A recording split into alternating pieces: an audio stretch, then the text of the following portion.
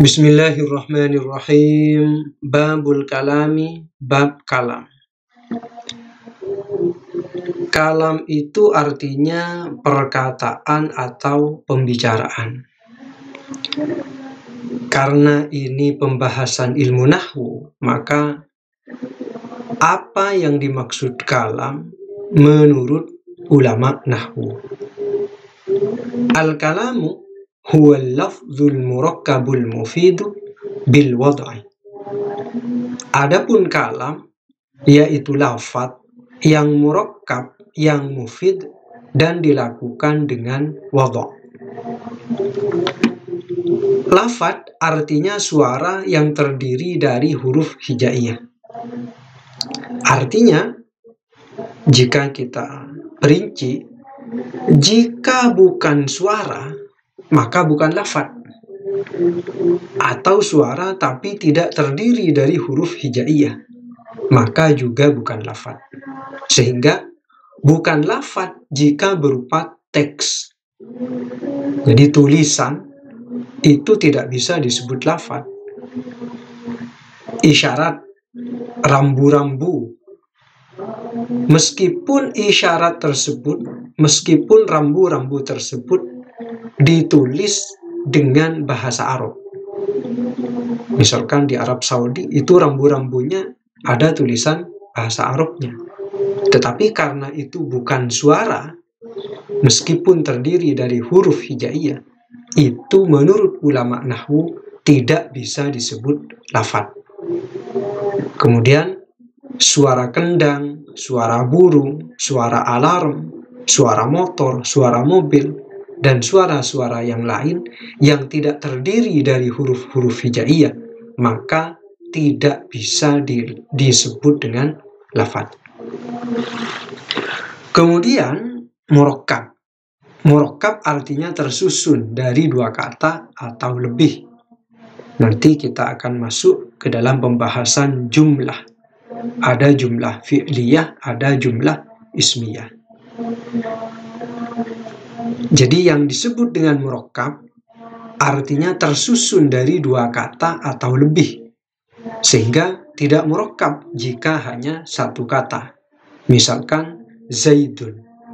Karena hanya satu kata, maka Zaidun ini tidak bisa disebut murakkab.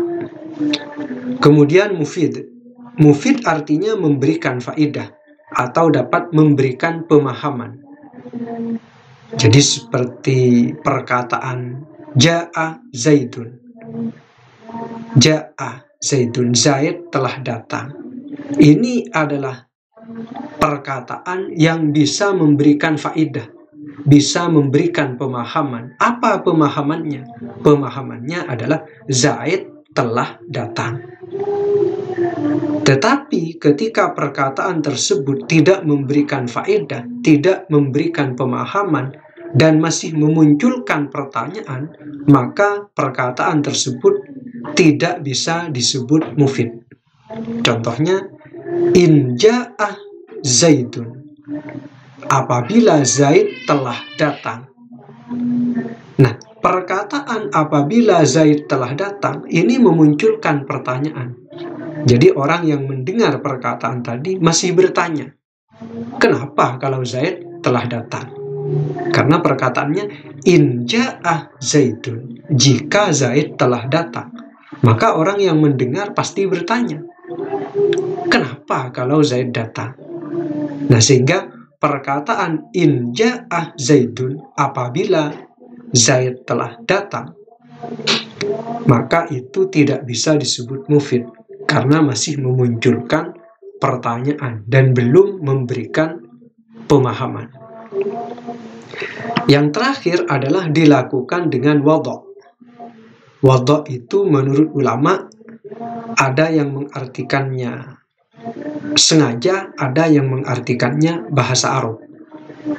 Sehingga kalau perkataan itu diucapkan dengan tanpa sengaja, semisal ada orang tidur kemudian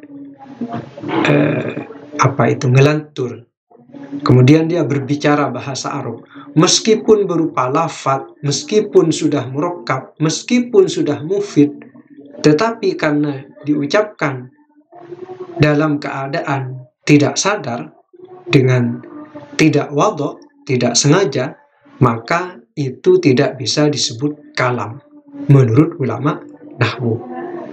Kemudian jika diartikan wadhu ini adalah bahasa Arab, berarti jika diucapkan dalam bahasa selain bahasa Arab, maka tidak bisa disebut kalam.